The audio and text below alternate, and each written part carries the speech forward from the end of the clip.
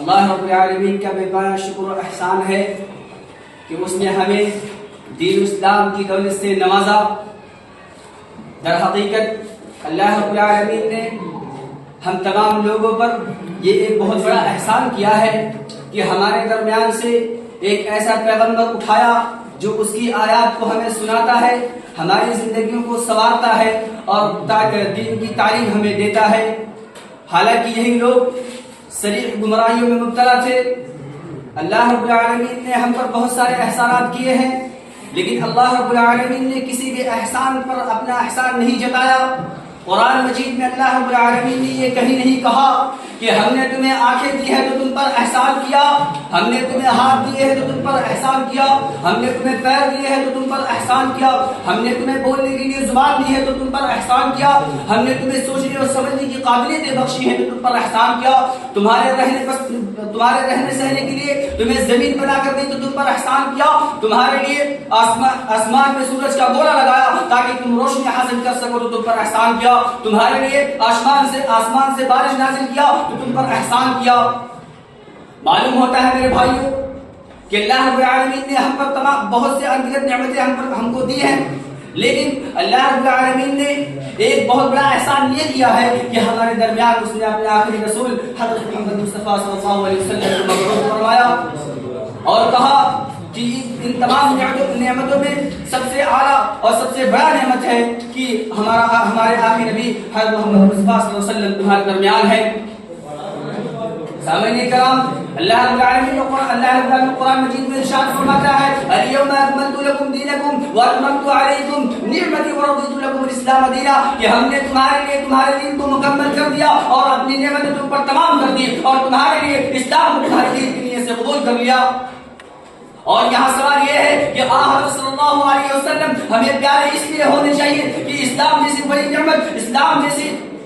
اعلیٰ اور برتر نعمت جب اللہ رب العالمین کی اتنی محبوب ہے تو ذرا غور کرو میرے بھائیوں، ذرا سوچو، دماغ لگاؤ کہ یہ نعمت جس شخص کی وجہ سے ہم تک پہنچی ہے وہ ہمارے لیے کتنی پیاری ہونی چاہیے، وہ ہمارے لیے کتنی افضل ہونی چاہیے۔ لیکن آج معاملہ کچھ الٹا ہے۔ آج ہمارے بھائیوں کو دیکھ لو، آج ہماری ماں اور بہنوں کو دیکھ لو، ان کے دلوں میں دنیا کی محبت ہوتی ہے، مال و دولت کی محبت ہوتی ہے، اولادوں کی محبت ہوتی ہے، زمینوں کی محبت ہوتی ہے، لیکن ان کے دلوں میں اللہ اور اس کے رسول کی محبت نہیں ہوتی۔ جبکہ نبی صلی اللہ علیہ وسلم فرماتے ہیں لا یؤمن احدکم حتی اکون احب الیہ من والدہ وولدہ والناس اجمعین، کہ تم میں سے کوئی شخص اس وقت تک مومن نہیں ہو سکتا جب تک تمہارے دل میں اللہ اور اس کے رسول کی محبت نہ پائی جائے۔ سامعین کرام، آپ اس کی مثال یوں لے لیں کہ میزان کے ایک پلڑے پر اللہ کے رسول کی محبت رکھ دی جائے اور میزان کے دوسرے پلڑے پر دنیا کی تمام چیزیں، مال و دولت، اولاد، رشتہ دار، ناطے گھرانے، گھر، زمین، جائیداد، جتنی ساری نعمتیں ہیں ان کی محبت رکھ دی جائے۔ لیکن اگر اللہ کے رسول صلی اللہ علیہ وسلم کی محبت ان تمام چیزوں پر غالب آ جا رہی ہے تب تو ایمان ہے، تب تو آپ مومن ہیں۔ لیکن اگر دنیا کی کسی چیز کی محبت اللہ کے رسول صلی اللہ علیہ وسلم کی محبت پر غالب آ جا رہی ہے تب میرے بھائی ایمان نہیں ہے، تب کفر ہے یا تم نفاق پنپ رہا ہے۔ ایک بات یاد رکھیں میرے بھائیوں کہ دنیا میں ہر چیز کا بدلہ ہر چیز سے دیا جا سکتا ہے، لیکن محبت ایک واحد شے ہے جس کا بدلہ صرف محبت سے ہی دیا جا سکتا ہے۔ اگر آپ کو کسی بھی شخص کے اندر اگر آپ کو یہ معلوم کرنا ہے کہ وہ مجھ سے محبت کرتا ہے نہیں کرتا تو آپ مصیبت کے وقت، پریشانی کے وقت یا خوشی کے وقت اس کا اندازہ لگائیں۔ جب انسان مصیبت کے انتہا کو پہنچ جائے، انسان پریشانی کی انتہا کو پہنچ جائے اور انسان جب خوشی کے آخری مقام پہ پہنچ جائے اور اگر وہ اس شخص کو نہ بھولے تو پھر ایسے شخص کے لیے شک و شبہ کی کوئی گنجائش نہیں ہے۔ میرے بھائیوں، حضرت صلی اللہ علیہ وسلم اپنی امت سے کس قدر محبت کرتے تھے۔ معراج کی رات ہے، اللہ رب العالمین کے سامنے بیٹھ کر گفتگو کر رہے ہیں، کہتے ہیں التحیات للہ والصلوات والطیبات، کی تمام روحانی عبادتیں، تمام بدنی عبادتیں، ہر قسم کی جسمانی عبادتیں اللہ رب العالمین کے لیے مخصوص ہے۔ پھر اللہ تعالیٰ کہتا ہے السلام علیکم ایھا النبی ورحمۃ اللہ وبرکاتہ، اے نبی تم پر سلامتی ہو اور اللہ کی رحمت برکت تم پر نازل ہو۔ پھر اللہ کے رسول صلی اللہ علیہ وسلم فرماتے ہیں السلام علینا وعلی عباد اللہ الصالحین، کیا ہم پر سلامتی ہو اور اللہ کے نیک بندوں پر سلامتی ہو۔ میرے بھائیوں، غور کرنے کا مقام ہے، اللہ تعالیٰ سے گفتگو چل رہی ہے، خوشی کے آخری مقام پر ہے، لیکن اللہ رب العالمین اللہ کے رسول صلی اللہ علیہ وسلم کے دل میں اپنے امت کے لیے فلاح کی فکر موجود ہے۔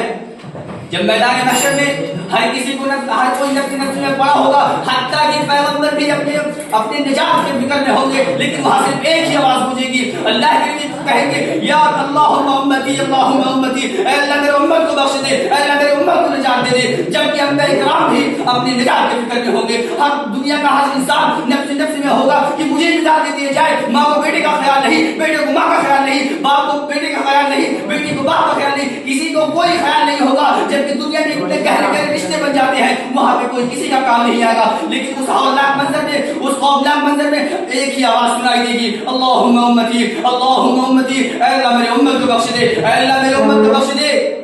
سامعین کرام، آج ماحول بہت الٹا ہے. آج ہمیں اصلاح کرنے کی ضرورت ہے. آج اگر ہم اپنے گریبان میں جھانکے، اگر ہمارے سامنے کوئی محمد صلی اللہ علیہ وسلم کو گالیاں دیتا ہے تو ہم چپ کر کے سن لیتے ہیں. ایک صحابی ہے انس رضی اللہ عنہ فرماتے ہیں کہ ایک شخص نبی صلی اللہ علیہ وسلم کے خدمت میں آیا اور کہنے لگا اللہ کے نبی، اے اللہ کے نبی قیامت کب آئے گی؟ اللہ کے نبی صلی اللہ علیہ وسلم نے فرمایا افسوس کہ تو نے کیا تیاری کی رکھی ہے. اس نے کہا اللہ کے نبی میں نے تو کچھ نہیں کیا، لیکن ہاں میں اللہ اور اس کے رسول سے بہت محبت کرتا ہوں. نبی صلی اللہ علیہ وسلم نے کہا اگر تو اللہ اور اس کے رسول سے سچی محبت کرتا ہے، تو کامل مومن ہے، تو پھر یاد رکھنا کہ تو میدان محشر میں تو جس سے محبت کرتا ہے اس کے ساتھ ہوگا. میرے بھائیوں، غزوہ احد میں